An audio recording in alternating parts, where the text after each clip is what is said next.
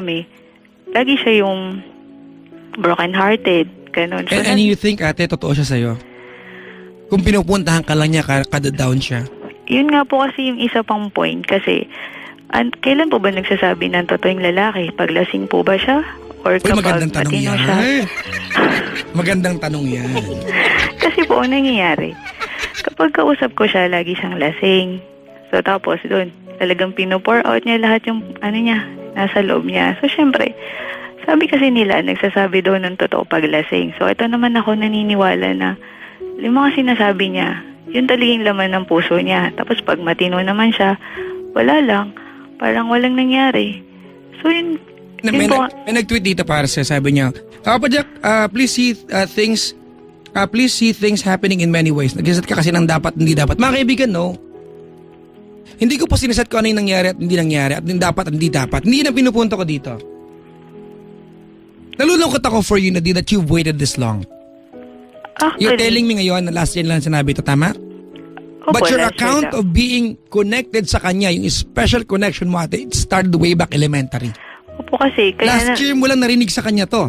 Opo, Pero sa kasi- utak mo, sa pagkatao mo ate, it's been going on for so long. Hindi, kasi ganito yun, Papa Jack. Di ba sabi ko nga sa inyo, kapag broken-hearted siya, tsaka siya nagsasabi, tapos lasing pa siya. Kaya lang kasi, ang basehan ko naman kasi, mas maganda sana, kapag matino siya, kaya niya ring sabihin sa akin yung mga bagay na nasasabi niya pag lasing siya. Kaya lang, hindi niya kaya pong gawin yun. Kaya, Paano natin siya ate? Ganito this guy is very guilty of many crimes sa iyo ate. Unang-una, pinaasa ka niya. Pangalawa, ginawa kanyang reserve tire sa buhay niya. Pangatlo ate, kilala ka lang niya pag malungkot siya. Pang-apat, bastos sa iyan. Pang-lima, walang niya. Pang-anim, we can go on, manyakis yan. Hindi ko alam. okay. Di ba? That's given. This guy ate is a lot of things sa iyo other than honest. He's not honest to you. And how can we convict diba, someone who is guilty of hurting you, making you wait for so long when ikaw mismong biktima, pinagtatanggol mo siya? And you justify na lasing po siya eh. Hindi. You see? Yun nga yung tanong ko, Papa Jack. Kailan ba nga kayo nagsasabi ng totoo? Ate, Pag lasing ba kayo or pag matino kayo? Everyone Kasi, is unique ate. ayun nga po. Everyone is unique ate. Kaya nga po, kumbaga, kasi siguro isa yun sa mga bagay na pinangahawakan ko sa kanya, yung kung paano niya i-open yung puso niya pag nandun sa ganung stage. So, kumbaga, parang dun ko siya nakikita. Do you believe na din he's ever been honest to you? Kapag po lasing siya, Do talagang you believe that? kasi nararamdaman mo eh. Kumbaga, hindi yun So kahit that is why dayain you've ng waited tao. for so long, Nadine? Siguro po, isa yun sa kasi Okay, parang, ganito Nadine, wag ka na magantay. kasi parang feeling ko ako lang nakakaintindi dun sa talaga nararamdaman niya. Kasi sa akin lang siya nagsasabi na, Girls, sa mga nakaantabay po sa atin mga kaibigan, ganito po if you want to be the girlfriend, do not act every time and always as the best friend. okay. You are not good as a girlfriend. You are good only as a best friend sa kanya. Pero di ba sabi nila, Sige, pagtanggal mo siya. hindi, naguguluhan din kasi, di ba sabi nila, para mag-last yung relationship niyo, dapat, you should be the best friend din. May relasyon ba kayo? Wala. What is that relationship you're trying to tell me that, di ba, na dapat mag-last? Meron ba kayo? Hindi, di ba? Usually naman. Wala eh. We cannot plan for that. Pero ang mga nakikita ko kasing successful relationship, yung naging mag-best friend mo na sila and then naging lovers na sila. Hindi, you are not even best friends, ate. Okay. You are not even best friends. Siguro po. Ako, sobra akong, I am hurt for you, ate. Hindi, kaya nga Papa Jack, kumbaga, do I need to explain myself to him na hindi na ako maghihintay? You think you need to explain yourself sa kanya?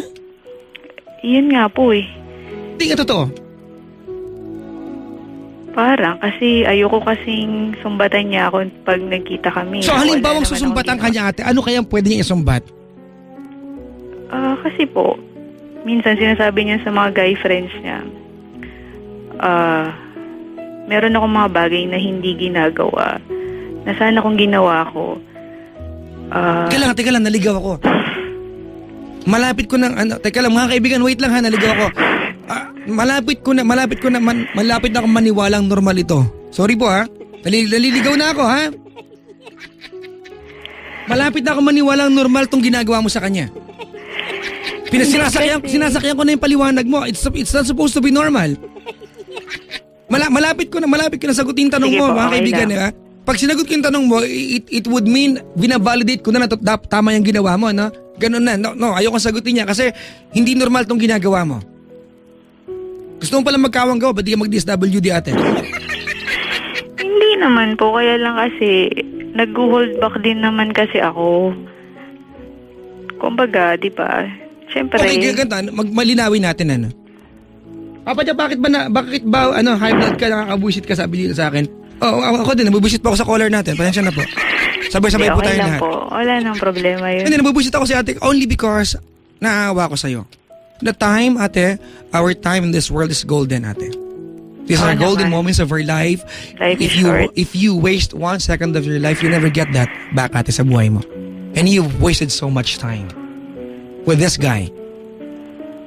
Diba? All he ever asks you is not to wait but to waste your time for him. Na kung sakasakalang dumating yung point na he reached the finish line and he is not with someone, you should be there. And you're going to catch him. Pag dumating yung pagkakataon, di ba, na when he reaches the finish line, ate, and he is with someone, you are supposed to be sorry na lang. Am I making sense? Opo. It's what you've been doing, ate, for a very long time. At nalulungkot ako doon. Malapit ko nang isipin na normal tong ginagawa mo. Pero hindi. Hindi normal to. Are you telling me, ate, na dahil lang nakakausap ka niya na lasing siya and you think he is that honest sa iyo kapag nakainom siya and he tells you mahal ka niya when you think he is most honest kasi nakainom siya, are you telling me because of those things nag-antay ka? Opo. Okay mga kaibigan, I will give up on my theory. Tanga ka. Sandamukal, sandamakmak, ang laki mong tanga. One more try. Magle-level up ka, bobo ka. Kaya ang pilit ko mga kaibigan kasi mas ma-justify natin to eh. Papa Jack, I'd given up something on him. Sorry kung pinipilit ko ate ha, because I want to justify kasi accountant ka eh. You're supposed to be better than this. Pero di ba sabi nyo, iba-iba yung kung kailan sila, hindi sabihin paglasing, wala lang yun. Why do you have to defend him ate? Hindi ko siya kailangan i-defend. Dinidefend mo siya kanina pa.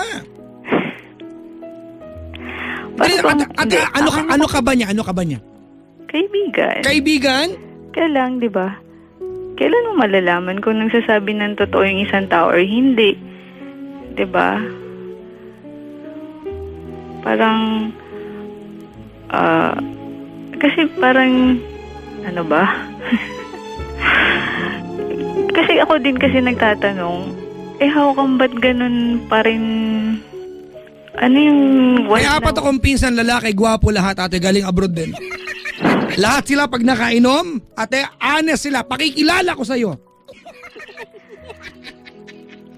Pero minsan narinig ko, sabi nyo, doon nga nagsasabi ng totoong lalaki.